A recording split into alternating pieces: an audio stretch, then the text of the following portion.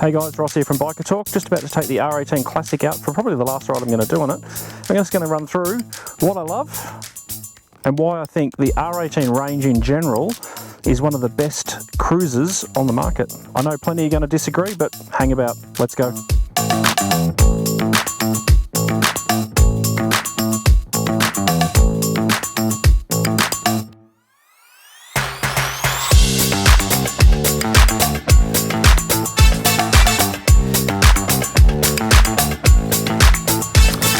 Okay, so before anyone gets too worried as to why there's an engine light, warning light on the dash there, is because this bike is just due for a service. I picked it up with not many Ks on it, and I've had it for about a week and a half or so. And I did about a 700k round trip last weekend, and it is now due for its first service. So yeah, if you're wondering, that's why that little engine light's there. So don't be upset. So what do I love about this R18 Classic blacked out in particular? A couple of things. That front guard is excellent, looks great, looks old school, like that.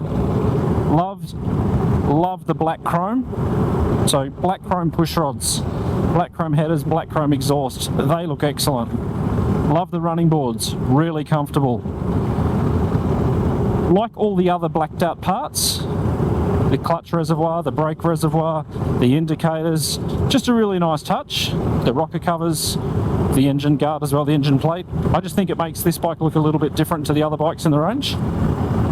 This screen, not sure that I'm in love with that, but I must admit when I did take it on a bit of a tour and we copped a bit of rain, it did keep the rain off me. One negative with the screen is it does sound quite noisy, so I'm not sure how this audio is gonna turn out, because it does feel like there's a lot of noise, wind noise coming off that screen. It's not really hitting me, it's sort of hitting me, sort of around. I just feel turbulence around it. One thing BMW have done, even though they claim it's exactly the same, but the suspension on this is so much better than my first edition.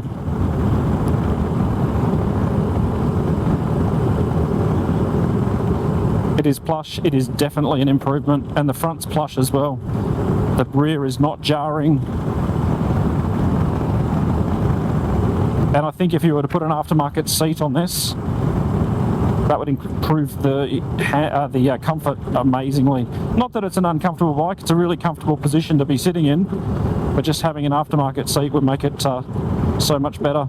And if this were my bike, I'd actually put an aftermarket seat, or do what I did on my first edition, which was to take it down to Mick from MJM in Goulburn, and he put did a custom seat that was made specifically for me and my height and my weight, and that has transformed that bike. So I'd be doing that, and I must admit the price is really competitive when you compare it to buying an aftermarket seat from Mustang or any of the other manufacturers. So getting something that's built specifically for me for less than the cost of a aftermarket seat was excellent. So there's a lot to like about this bike. The looks are good. The main thing is the character. These R18s, they're an old school bike, so they feel like they've got lots of character, but there's some really nice modern touches. Cruise control, heated grips, traction control, rider modes. Now I know a lot of older riders go, oh, I don't need rider modes. I think on a bike that weighs 350 kilos like this one does, and it gets a bit wet, and you've got 161 newton meters of torque on tap, being able to put it into rain mode is a wonderful thing. So rider modes, love them. I generally leave them in rock, which is what I've got this one in now. But yeah, putting them in rain when I need to, excellent. So where did I take the bike? Well, a couple of times a year. I mean, I ride with my mates regularly. We ride every weekend just for short little coffee runs and things like that. A couple of times a year we go do a bit of a weekend away. And last weekend we went out to the Central West. So I was up over the Bellsline Road, stopped at the Hive for a coffee and a bit of breakfast. That was good. And then it was down into Lithgow. And then through Tarrana and O'Connell. And we were heading to the Rockley Hotel for lunch, which is the pub that's owned by Matt Moran. Now, Matt Moran's a local celebrity chef here in Sydney, owns a few restaurants around Sydney, but he also owns the Rockley pub. I think he's from out that way, actually. Yeah, it was good. It was probably a little bit underwhelming, but it was good. Had a good burger.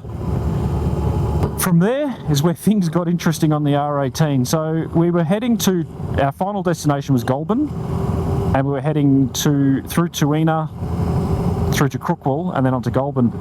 And there was a group of about 7 or 8 of us, and we ended up on a bit of a dirt road, and we went, hang on, this is not where we want to be on an R18. But I must admit, it was fine. There was a couple of other mates on Z900s, they were fine. Another guy, Eddie, on a shotgun 650. The 2 boys on GSs were wondering what everyone was complaining about. But I must admit, on that, it wasn't really it was a graded dirt road, bit of a gravel road. I chased a sheep at one point that had escaped from a paddock. There was a little bit of a river crossing, and if I do have footage of that, I will roll it, but I'm not sure that I do have footage of the river crossing, little water crossing. The R18 on that was fine, even though my mate Michael, who is also on an R18, he's on an R18 Classic as well, he was whinging the whole time. Sorry, Mick. But on that road, because of the weight and the low centre of gravity, it was absolutely fine. Didn't have any issues with it. From there, it was through Tuina, which is lovely twisty roads into Tuina, and then the big sweepers through to Crookwell. The next day is something we had planned for quite a while. So we were all doing a Stay Upright Road Skills 3 course at the racetrack at Pheasantwood Circuit at Marulan. And I was a bit nervous about taking the R18 when BMW said, hey, I've got the R18 for you for that weekend. Initially I was supposed to have one of the new 1300s, but there was been a little bit of a delay on those, so they said, do you mind taking the R18 Classic? And initially I was like, oh, I don't know about that. But then I thought about it, and I own an R18 First Edition. It's the bike that I do a bit of do some longer rides on, and ride a lot on twisty roads and things like that. So it kind of makes sense to do the advanced cornering course on a platform that I'm familiar with. And I'm glad I did, because the guys there gave me so many great tips, particularly on a big bike with low ground clearance, in terms of body positioning and things like that. So when my first couple of laps I was scraping the pegs at every turn, by the end of the day I actually wasn't scraping as much as I thought I was going to. And it was all to do with just getting my weight off to reduce lean angle. Getting my weight off to the side to reduce the lean angle of the bike. When I did that, made a massive difference. And I want to say hi to Richard. Had a good chat to Richard, who follows the channel. Chatting to him down there. He was on what was Richard on? I think he was on a K1300 BMW. Mate, I hope you got as much out of the course as I did. I thoroughly enjoyed it, and we'll definitely be doing another one.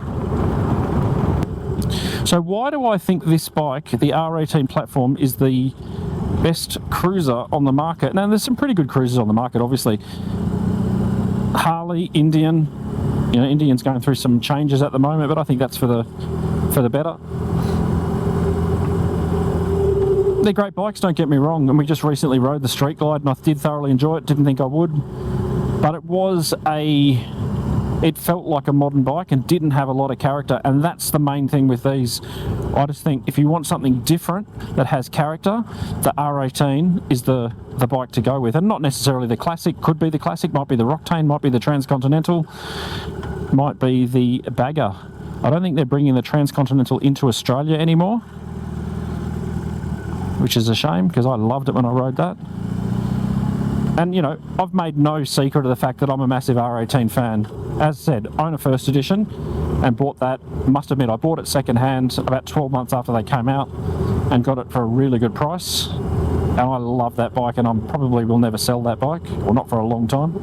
But this one, with its soft bags, you can fit lots in them, but nice way they close. They've got the big buckles, which tricked me the first time.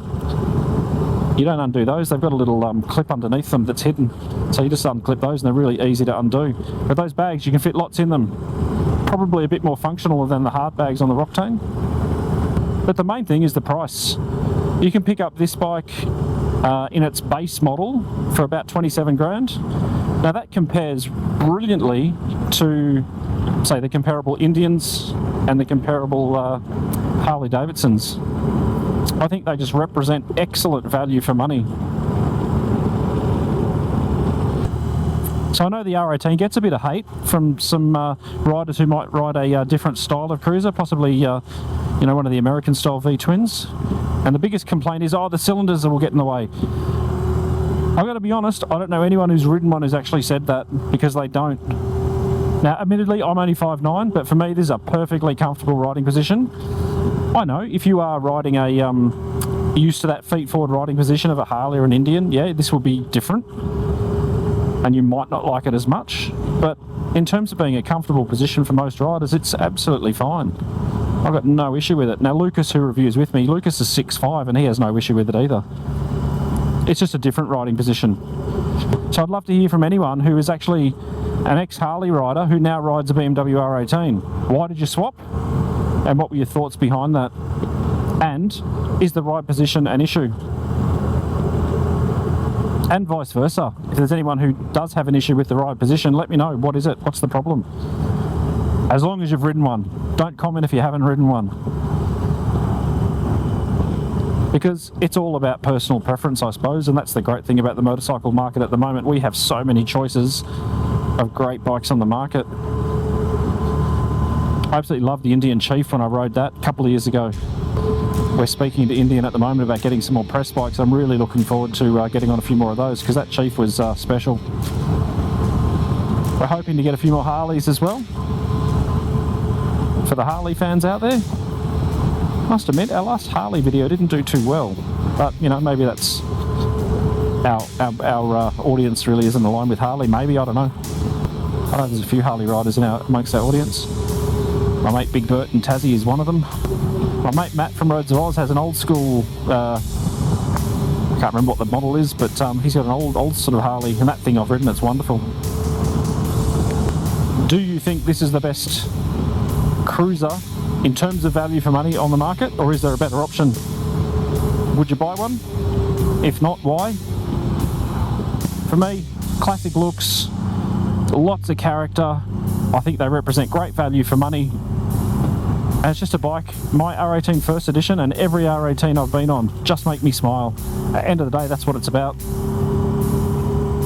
So if you've made it this far through the video, you must be a bit of an R18 fan, so check out these two videos. One is an R18 Roctane review that we've done, and the other one is a comparison between my R18 first edition and the R18 Roctane. Thanks for watching, and I'll see you next time.